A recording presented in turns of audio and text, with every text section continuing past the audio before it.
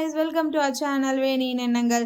So இன்றைக்கி என்னடா தேங்காய் கடை வைக்கிற அளவுக்கு தேங்காய் இருக்குது அப்படின்னு பார்க்காதீங்க. ஸோ இது எல்லாம் ஒரே வாரத்தில் வந்து கீழே விழுந்தது தான். நான் தேங்காய் தேவை அப்படின்னு நினைக்கும் போதெல்லாம் அந்த மரத்துக்கிட்ட போய் சொல்லுவேன், எனக்கு ஒரு தேங்காய் தான் கூடான்னா கூட வந்து விழாது. எனக்கு வந்து வேணான்ற அளவுக்கு போதும்னு வந்து விழும்.